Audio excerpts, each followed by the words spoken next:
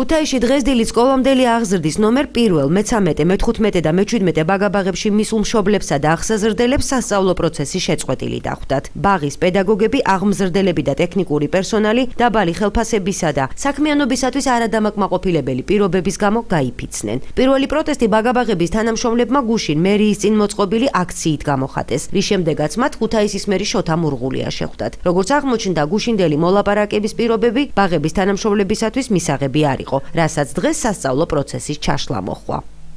ჩვენ ვითხოვთ ხელფასების მომატებას და ელემენტარული საარსებო წყარო რო გქონდეს, რომ ჩვენს უკან ჩვენი ოჯახი და ჩვენი შვილები დგას. ელემენტარულად რო რაღაც მოგვიმატონ და ჩვენ გქონდეს საარსებო წყარო, ჩვენ შვილებს გაუძღვეთ წინ.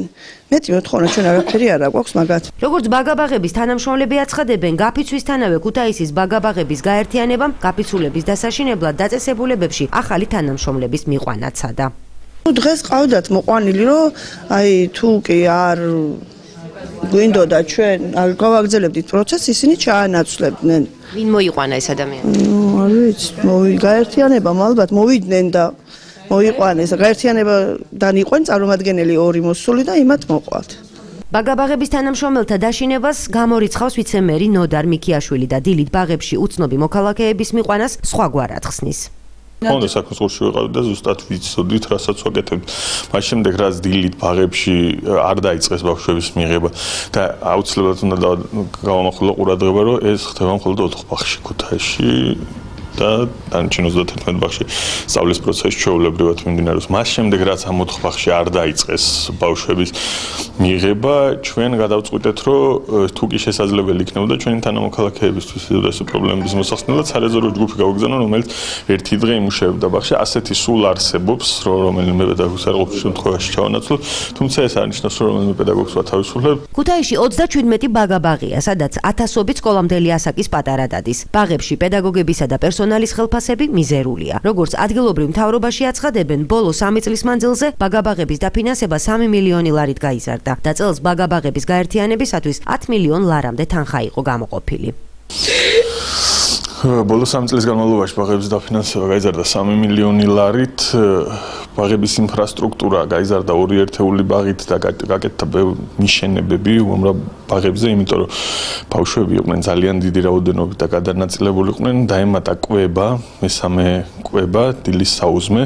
ანუ ეს ყველაფერი გაკეთდა ბავშვების უზრუნველყოფისთვის, ბავშვების უკეთესი გარემოს შექმნისთვის და რა თქმა უნდა, ამან მოითხოვა საჭიროება, რომ იქ დამატებითი საშტატო ერთეულები შესულიყო. ამის გამო დაემატა 309 ერთეული საშტატო და ყველაფერმა ამან მოითხოვა კოლოსალური თანხები, ბაღების გაერთიანება დაახლოებით 10 მილიონამდე ლარს ღებულობს.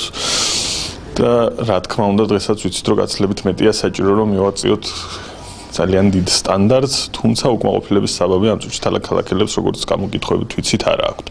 რაც შეეხება ბაღის პედაგოგებს, თანამშრომლებს, ტექნიკურ პერსონალს, წელს ბიუჯეტში გათვალისწინებულია ხელფასების ზრდა, ხელფასების რეალური ზრდა. აქ გადასაწყვეტი იყო უბრალოდ წლის რომელი პერიოდიდან ვიწყებდით ზრდას. გუშინ ქალაქის მერმა მოახერხა შეხვედრა ბაღების მიერ არჩეულ წარმომადგენლებთან და დეტალურად აუხსნა, რომელ შტატს რა რაოდენობით ხელფასი ეზრდებოდა. აქვე ვადასტურებ, რომ საუბარია არა მხოლოდ ტექნიკურ პერსონალზე, ასევე საუბარია დანარჩენ თანამშრომლებზეც ბაღების.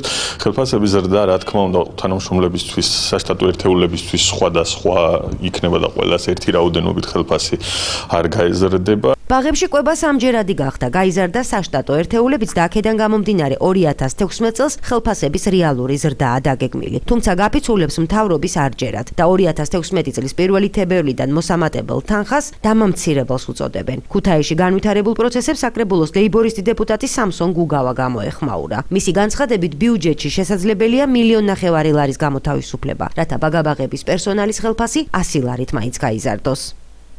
ბიუჯეტის ხარჯვით ნაწილში არის სხვადასხვა მუხლები, ერთი მათგანი არის სახელმწიფო დანიშნულების სხვადასხვა მომსახურებას, რომელიც 7 მილიონი ლარით არის განსაზღვრული, სრულიად შესაძლებელია 9 მილიონი ლარი იქიდან გამოთავისუფლდეს, ასევე პროგრამა კორპუსიდან თუ ჩვენ ზოგიერთ კორპუსს არ დაუკიდებთ რკინის კარებებს და ასეთ კოსმეტიკურ საშუალებების ფუფუნებაზე არ გადავყრით ამ თანხას 9 მილიონი ლარს აქედან გამოვანთავისუფლებთ და ასევე ასევე კულტურული ღონისძიებებისათვის გაზრდილია 9 მილიონი ლარით ახალი ბიუჯეტის პროექტში. შესაბამისად, თუ ჩვენ დავტოვებთ იგივე ღონისძიებებს, რაც იყო 2015 წელში და ამ თანხას გადავიტანთ ბავშვების კეთილდღეობისთვის, არაფერი დაშავდება. ანუ სრულად არსებს საკმარისია 1,5 მილიონი ლარი ამ ეტაპზე მოხდეს 100 ლარიანი მატება. ბაგაბაღების პერსონალის გაფიცვით ზარალდებიან ბავშვები და მათი მშობლებიც. რამდენხანს გაგრძელდება ბაგაბაღების პერსონალის ბრძოლა, ხელფასების მომატებისთვის და კონკრეტულად რამდენი ლარით გაიზრდება ხელფასები, უახლოეს პერიოდში ვნახავთ.